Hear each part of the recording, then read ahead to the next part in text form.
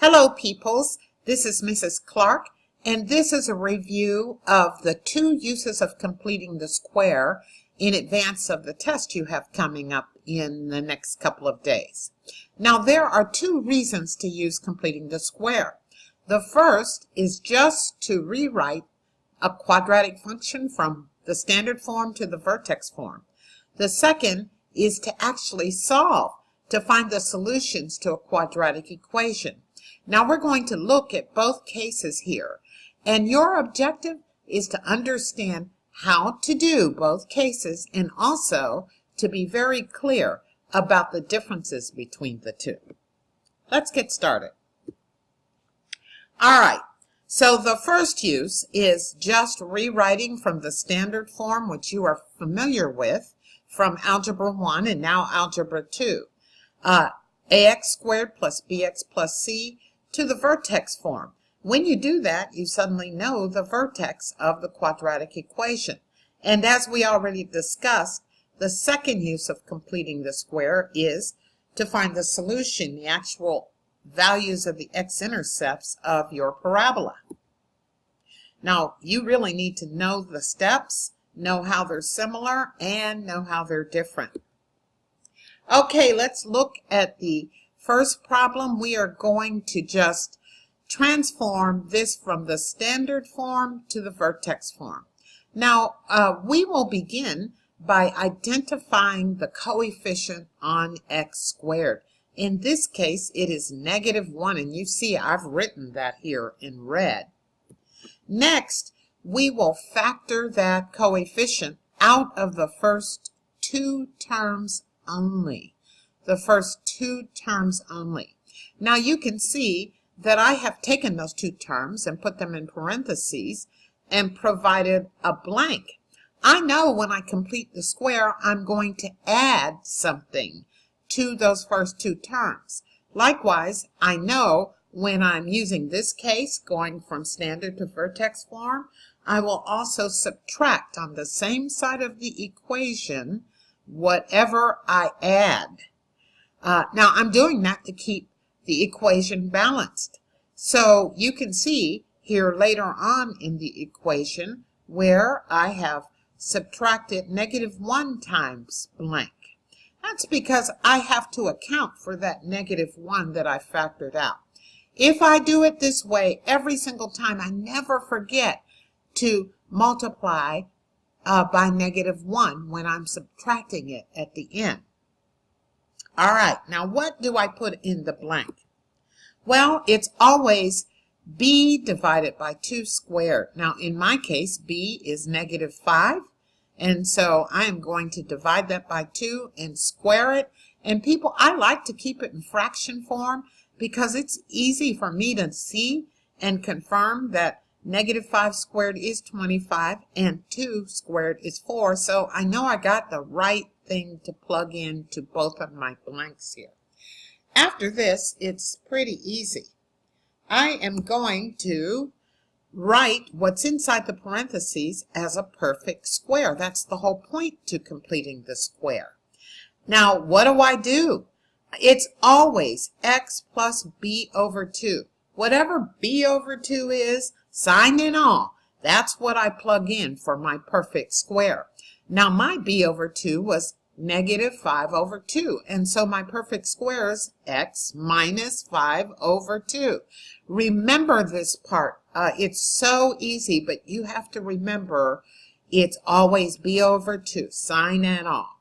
And then I have to do the math on the back end to figure out what 2 minus -1 times 25 over 4 is, and so I do that here, and I find out that it is equal to positive 17 over 4. And so that -1 just kind of goes away, and I keep the negative sign. I don't have to write the 1, and here is my final answer. If I put the original equation in y equal and my answer in y equal, I will find that I have the same graph and the same table. I've just taken my equation and rewritten it. Let's look at another example. this time we also have a coefficient on our x squared, and so we will factor it out. And you notice I put my plus blank inside the parentheses and my minus 2 times blank on the end. I do that so that I will not forget that whatever I'm subtracting on the end, I also have to multiply it by 2. And I really encourage you to do this as well. Now, I'm going to complete the square by calculating b divided by 2 squared. And I'm in luck this time because it ends up being 1 squared, which is 1.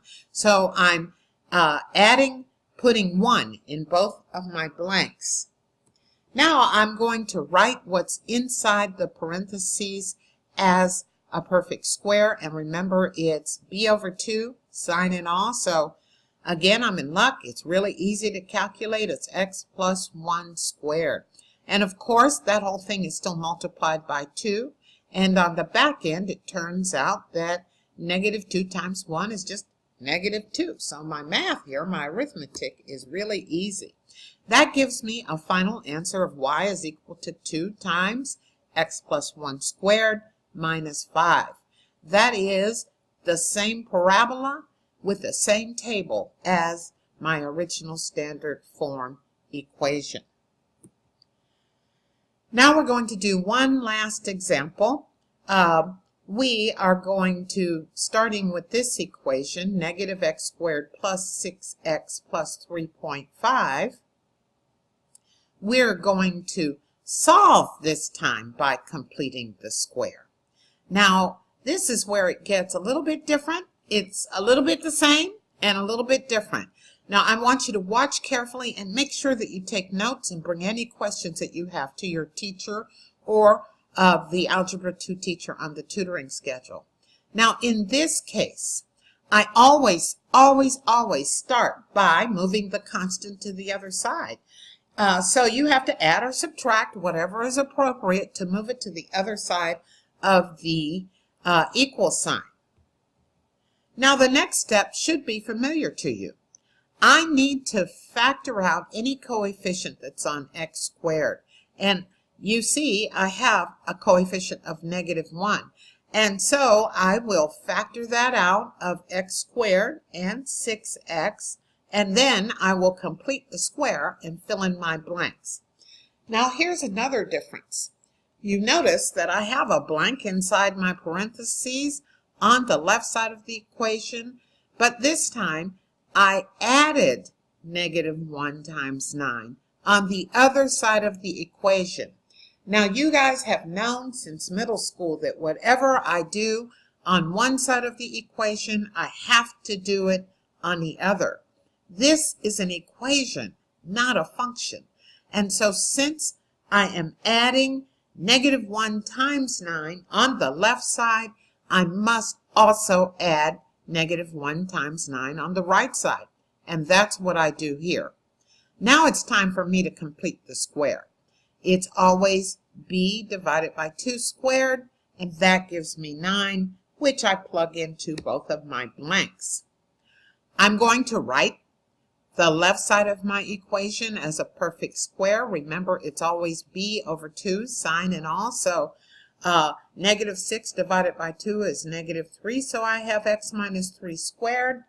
And on the right side of the equation, I can do my arithmetic either in my head, but I really recommend that you use a calculator, and I get negative 12 divided by 2. Now, when I'm solving, I need to get x by itself.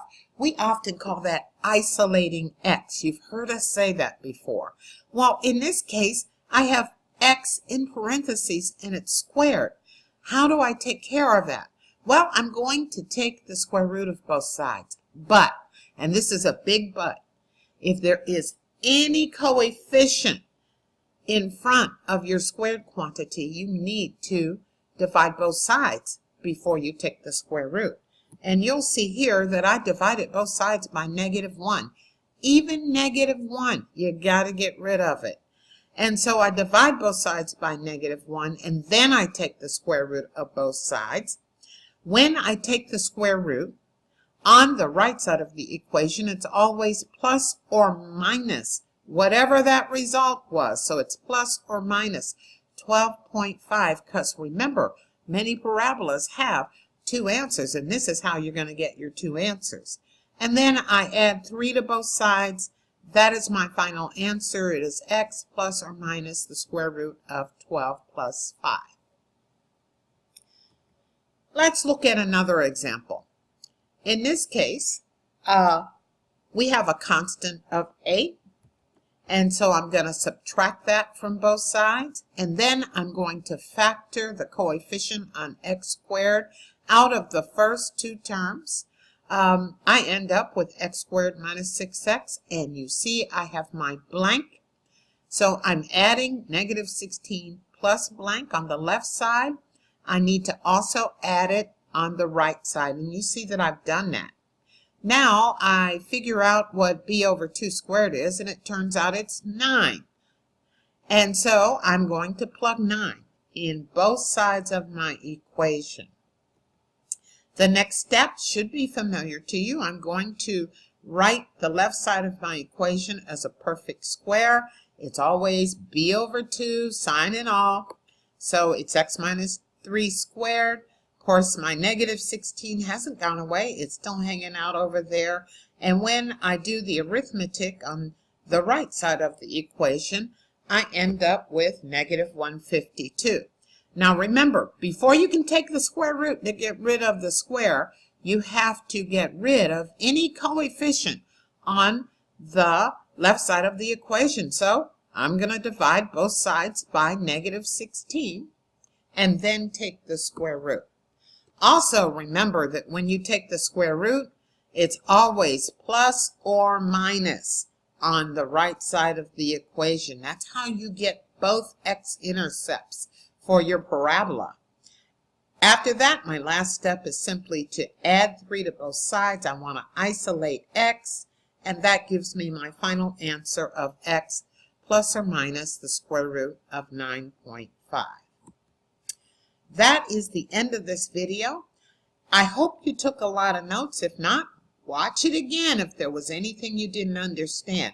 Even if you think you understand everything, I would encourage you to write down all 3 of these and write the steps in your own words and make sure that you understand everything. If you have any questions at all before the test, see one of the Algebra 2 teachers.